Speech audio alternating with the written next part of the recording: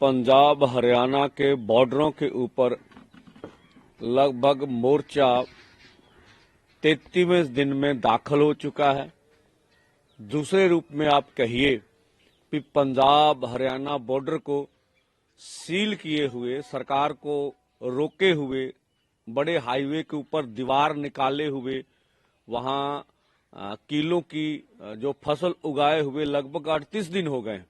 तो ये पंजाब के अर्थचारे के ऊपर, पंजाब की मंडियों की खेती के ऊपर, छोटे व्यापारियों के ऊपर इसका बुरा प्रभाव पड़ रहा है। हरियाणा में भी जिस तरह से 70,000 से ऊपर अर्धसैनिक फोर्स अभी भी लगे हुए हैं, अभी भी बैरिकेटिंग दिल्ली के अंदर हुई है, इससे आम जनमानस को बहुत असुविधा हो रही है।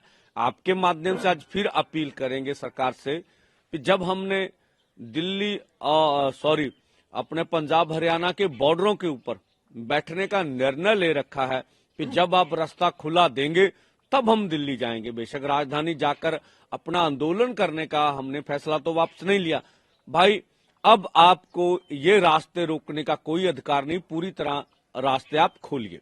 दूसरा, जो हमने अनाउंसमेंट किया है, बहुत से सरकार ये अफवाहें फैला रही है कि सरकार ने सारी बातें तो मान ली, तो अब ये कार्यक्रम क्यों किया जा रहा है? आप देखिए, क्या ये देश जानना नहीं चाहेगा कि हमारा दिल्ली में जाके आंदोलन करना अपनी राजधानी में, क्या ये हमारा मौलिक अधिकार नहीं है?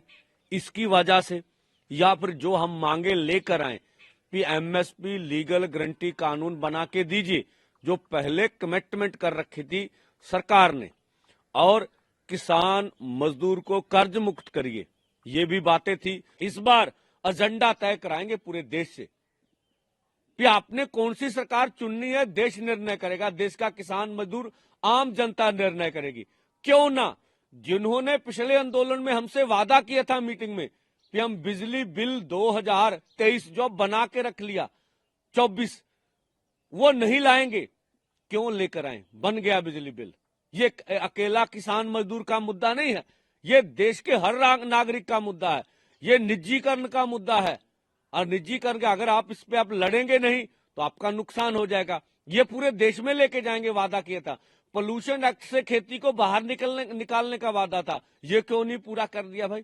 तो सारे देश भर में अपनी बात लेकर जाएंगे कि जब आप इस बार नई सरकार की चोन करो, करनी आपने मर्जी से, तो भी ध्यान रखिएगा कि हमें कौन एमएसपी लीगल गारंटी कानून दे रहा है, कौन किसान मजदूर का कर्ज खत्म कर रहा है, कौन खनौरी गोलीकांड का, लखीमपुर कांड का इंसाफ कौन देगा हमें? इस बात का ख्याल रखना। C250 के अनुसार फसलों के दाम हमें कौन देगा? जो देगा वो उस सरकार को हम दिल्ली में बैठाएंगे। और फसली बीमा योजना कौन बना के देगा अपने दम पर? नरेगा 200 दिन कौन करेगा? 700 दिहाड़ी कौन देगा? जो मांगे हमने 11 लेके, तो इस बार एजेंडा तय करेंगे भाई देश। और हम इसी के साथ साथ जो देश का लघु उद्योग है, जो लघु उद्योग को खतरा बना कारपोरेट, देश के लघु उद्योग के बारे में क्या सोचा जाएगा? जो हमारी छोटी ट्रांसपोर्ट है, बड़ी कंपनी ट्रांसपोर्ट पे कब्जा करने जा रही है, उनके बारे में कौन सोचेगा? जो हमारे जनतक अदारे हैं, रेल है आवाजाही का संसाधन, पूरे देश की रोड्स है, खनन क्षेत्र है, दूर संचार क्षेत्र है, आवाजाही के संसाधन, इनको निजीकरण कौन कर रहा है? इनको कौन बेच रहा है? देश को कौन बेच रहा है? जो भाई देश को बचाने की बात करेगा, जो देश में रोजगार लाने की बात करेगा, इतने युवा बेरोजगार हैं, जो रोजगार देगा उसके बारे में वो सत्ता में लाइएगा। तो ये बात हम देश भर में रखेंगे, इसका फैसला करवाएंगे। सर, जैसे आप कह रहे हैं कि बिल्कुल आपकी बात है, जो भी पार्टियां अभी पार्लियामेंट में मौजूद है, पार्लियामेंट चुनावों में अभी कांग्रेस की भी सत्ता रही, देश भर में बहुत से पार्टियां उनकी अलग अलग राज्यों में सत्ता रही। अब एनडीए के गठजोड़ में भी बहुत सी पार्टियां सत्ता में रही। अब और जो अभी इंडिया गठजोड़ बड़ा, ये भी सत्ता में रहे, लेकिन इन्होंने वादा खिलाफी कही देश के किसान मजदूर से। तो अब देश का किसान मजदूर इतना कमजोर नहीं है, वो आंदोलन में है, वो एक एक बात का हिसाब लेगा। अब ऐसा नहीं होगा। देखिए, ये कार्य हमने देश के किसान मजदूर को एजेंडे के रूप में दे दिया है। फिर जब भी आपके खेत खलियान गली कूचे में ये लोग आएंगे तो हम पीसफुली ढंग से सवाल करेंगे। दो किस्म की बात, एक तो जो हमसे इन्होंने हमारे ऊपर जबर किया, जो मांगों को लेके जाए, जो दिल्ली हमारी राजधानी है वहां क्यों नहीं जाने दिया, हमारे शहीद शुभकर्म सिंह को क्यों शहीद किया, एक हमारी मांगे अब किस तरह से पूरी होगी, ये दो सवाल तो हम पूरे देश भर में करेंगे। और देश का लोग बहुत समझदार है, हम लोगों को विश्वास करते हैं, देश के किसान। और देखिए जब पहली बार होगा, इसका जवाब ये कि पहली बार किसान मजदूर अपना एजेंडा तय करेंगे। अब तक कभी भी जब भी देश में चुनाव हुए कभी भी किसान मजदूर आंदोलन में नहीं रहा, तो वो कारपोरेट का एजेंडा लाते रहे, विकास मॉडल, अखौती विकास मॉडल देश के हित में नहीं है, वो निजीकरण के एजेंडे पर इलेक्शन लड़ते रहे, वो जो जातों के नाम पर इलेक्शन लड़ते रहे, वो धर्म में इमोशनल ब्लैकमेल करके लोगों की वोटें लेते रहे, भावनाओं को अपने ऊपर खींच के। तो पहली बात होगा जो लोगों के आर्थिकता से जुड़े हुए मुद्दे हैं, जो लोगों की रोजी रोटी के से जुड़े हुए मुद्दे हैं, जो शाम को ये सोचेंगे भी हमने क्या खाना है, क्या पीना, कैसे रहना है, हमारी एजुकेशन का क्या होगा, हमारी सेहत का क्या होगा, घर कैसे चलेगा, खेती कैसे चलेगी। तो इन बातों पे जब इलेक्शन होगी तो इसमें हमारी जीत तय होगी। हम आंदोलन में जो मांगे रख के बैठे वो मांगने की ज्यादा गुंजाइश है। हमारा आंदोलन पहले भी पीसफुली था, आगे भी पीसफुली है। हमारा एजेंडा मांगे बिल्कुल तय है, ठीक है। और अगर इंटरनेट आप खोल भी देंगे इस तरह की कोई भी समस्या नहीं आएगी जिस तरह का सरकार दावा कर रही है। तो हम तो स्पष्ट करना चाहते हैं कि ना तो ये आम आदमी पार्टी का आंदोलन है जो हमारे पर आरोप लाए जाते हैं, ना ये कांग्रेस का आंदोलन है, ठीक है, ना ही अकेले पंजाब का आंदोलन है, ना ये खालिस्तानियों का आंदोलन है, ना और किसी का आंदोलन है। ये देश के किसान और खेत मजदूर का आंदोलन है जो सारे देश की बात कर रहा है, सारे देश को बचाने की बात कर रहा है। वो आखिरी लड़ाई लड़ रहा है कि हम कारपोरेट को खेती उनके हाथों में जाने नहीं देंगे। ये हमारा, देखिए वो गलत कर रहे हैं।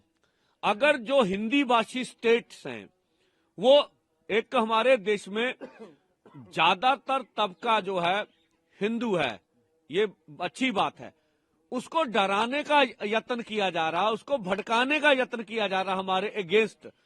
तो हमारा इस तरह का नहीं, क्या ये हमें देशभक्ति सिखाएंगे?